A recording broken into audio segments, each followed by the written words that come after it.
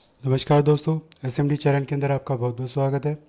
दोस्तों, बात करेंगे इस वीडियो में एनएसडीएल यानी कि नेशनल सिक्योरिटी डिपॉजिटरी के स्टॉक के बारे में। जैसा कि आप अपनी स्क्रीन पर देख पा रहे हैं, ये आज का 25 सितंबर का डेटा है। दोस्तों, स्टॉक के अंदर हमें थोड़ी सी गिरावट देखने को मिली है आज के दिन। अब इस वीडियो में हम दोस्तों बात करेंगे इसके क्या शॉर्ट और लॉन्ग टर्म में पॉसिबल टारगेट हो सकते हैं, प्रॉफिट बुकिंग हमें कहाँ पर करनी चाहिए, फ्रेश एंट्री अगर करनी है तो कहाँ पर हमारे इंपॉर्टेंट सपोर्ट लेवल है, रेजिस्टेंस लेवल कहाँ पर है, इन सब के बारे में इस वीडियो के अंदर बात करेंगे। लेकिन उससे पहले दोस्तों एक नज़र अगर इसके मार्केट कैप पर अगर डालें तो ऑलमोस्ट 25,000 करोड़ का मार्केट कैप हमें देखने को मिल जाता है। पी रेशो थोड़ा सा ज़्यादा चल रहा है, 72। फेस वैल्यू इसकी फ़िलहाल 2 है। नेट वर्थ की अगर बात करें तो साल दर साल हमें बढ़ती हुई देखने को मिल रही है। प्रॉफिट में भी लगातार बढ़ोतरी हो रही है और रेवेन्यू में भी बढ़ोतरी हमें देखने को मिल जाती है। दोस्तों, ये ईयरली हमने देखा है डेटा यहाँ पर इसका। इसके अगर हम चार्ट पर चले दोस्तों, चार्ट पर ऊपर में जो आपको ब्लैक लाइन नज़र आ रही है दोस्तों, हमारा रेजिस्टेंस है जो कि है 1345 पर, नीचे में सपोर्ट है 1155, 1101 यानी कि 1100 मान लीजिए आप, और सबसे बड़ा सपोर्ट है नीचे में 1000 पर, जो कि हमारा साइकोलॉजिकल नंबर है। और आपको पता ही होगा दोस्तों, 800 के भाव पर इसकी लिस्टिंग हुई थी और लिस्टिंग इसकी हमें 6 अगस्त के दिन देखने को मिली थी।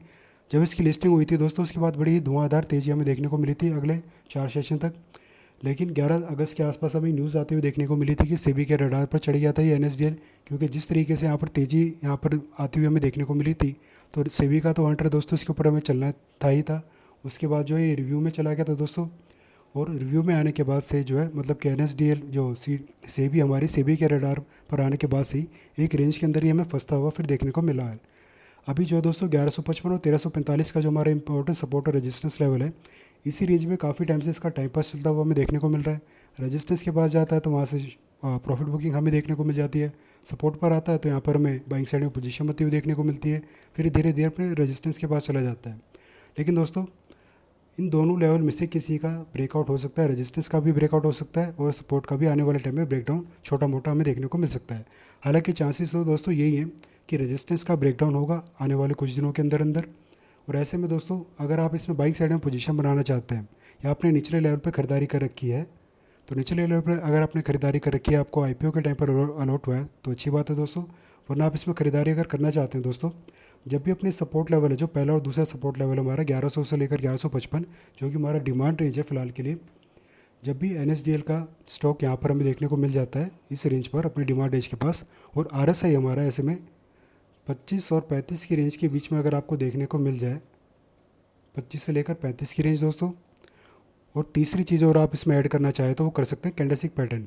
अगर इस रेंज के पास कैंडलस्टिक पैटर्न हमें कोई बुलिश कैंडलस्टिक पैटर्न बनता हुआ देखने को मिल जाए, मान लीजिए हैमर कैंडलस्टिक पैटर्न बन गया और आपका नज़रिया शॉर्ट टर्म का है, इसके लो पर आप अपना एसएल लेकर यहाँ पर इसमें एंट्री करके चल सकते हैं। टारगेट आप 1:1 या 1:2 के हिसाब से लेकर चल सकते हैं, या फिर रेजिस्टेंस लेवल के पास तक आप अपने टारगेट यहाँ पर लेकर चल सकते हैं। और थोड़े से बड़े अगर आपको टारगेट चाहिए तो दोस्तों, आप चाहे तो स्टॉक में कम से कम 1700 तक के टारगेट के लिए अपनी पोजीशन को होल्ड करके चल सकते हैं।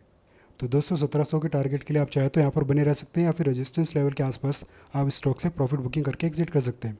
और दोस्तों, प्रॉफिट बुकिंग के लिए एक चीज़ और आप ध्यान में रख के चल सकते हैं, जब भी आप इसमें बाइंग साइड में पोजीशन बनाएंगे, मान लीजिए डिमांड रेंज के पास आपने पोजीशन बना लिया आरएसआई और कैंडलस्टिक पैटर्न को देखकर, तो जब भी अपने रेजिस्टेंस के पास जाएगा, तो रेजिस्टेंस के पास दोस्तों जब भी आता है तो सेलिंग साइड में पोजीशन बनती हुई देखने को मिलती है। लेकिन रेजिस्टेंस पर दोस्तों आप दो चीज़ और देखिएगा, आरएसआई एक तो देखना होगा हमें, आरएसआई 70 या 70 प्लस होना चाहिए, और कोई बेरिश कैंडलस्टिक पैटर्न यानी कि शूटिंग स्टार कैंडलस्टिक पैटर्न में बनता हुआ देखने को मिले, तब आप यहाँ पर प्रॉफिट बुकिंग करके चल सकते हो। और सेलिंग साइड में अगर जाना हो तो इस शूटिंग कैंडलस्टिक पैटर्न के हाई पर आप अपना ऐसा लेकर चल सकते हैं, और टारगेट वही 1:1 या 1:2 के हिसाब से लेकर चल सकते हैं। लेकिन दोस्तों, सेलिंग साइड में ना जाए तो ज़्यादा अच्छा है, क्योंकि इसमें जैसे कि हमने अभी बात करी शुरुआत में, जो रेजिस्टेंस है ये वीक हो सकता है, यानी कि इसका ब्रेकआउट हो सकता है। और अब जो कैंडल यहाँ पर जाएगी रेजिस्टेंस के पास, मान लीजिए कोई बड़ी सी ग्रीन कैंडल यहाँ रेजिस्टेंस पर गई, इसके ऊपर की तरफ से क्लोजिंग दे दी, और अगले 4 से 5 सेशन तक जो भी कैंडल्स बनेगी इसके रेजिस्टेंस के ऊपर यहाँ पर कैंडल बनाकर दे देती हैं, तो यहाँ से एक अपसाइड मूव हमें देखने को मिल सकता है। हो सकता है दोस्तों 1500 के पास तक ये जा सकता है। हालांकि हमारा टारगेट याद रखिएगा दोस्तों, यहाँ पर 1700 का रहने वाला है। तो दोस्तों, ये कुछ स्ट्रैटेजी रहेंगी स्टॉक में ट्रेडिंग करने के लिए। कोशिश करिए कि आप इसमें बाइंग साइड में पोजीशन बना रखी है तो बहुत अच्छी बात है, नहीं बना रखी है तो डिमांड रेंज के पास ही यहाँ पर आप बाइंग साइड में पोजीशन बनाकर चले। और लंबे टाइम के लिए अगर आप बने रहेंगे, 3 साल से ज़्यादा या 5 साल तक अगर आप बने रहते हैं, तो डेफिनेटली दोस्तों काफ़ी अच्छा खासा रिटर्न ये एनएसडीएल का स्टॉक आपको बनाकर दे सकता है। और रही बात दोस्तों न्यूज़ की, तो फिलहाल इसमें कोई बहुत बड़ी ऐसी कोई अपडेट निकल कर नहीं आ रही, ना ही कोई बड़ी न्यूज़ आ रही है, क्योंकि अभी फ़िलहाल ये एक रेंज के अंदर हमें देखने को मिल रहा है, जैसे कि आपको पता ही है। जब भी अपनी रेंज का ब्रेकआउट करेगा, चाहे ऊपर में रेजिस्टेंस का या नीचे में सपोर्ट लेवल का, तभी दोस्तों थोड़ा सा हाईलाइट होता हुआ हमें देखने को मिलेगा। और अभी ज़्यादा बड़ी पोजीशन भी यहाँ पर हमें बड़े बड़े ऑपरेटर्स के द्वारा बनाते हुए यहाँ पर देखने को नहीं मिल रही है। तो दोस्तों फिलहाल के लिए इस वीडियो में इतना ही। दी गई जानकारी अगर आपको अच्छी लगी हो, यूज़फुल लगी हो, तो वीडियो को लाइक करना, चैनल को सब्सक्राइब करना। धन्यवाद।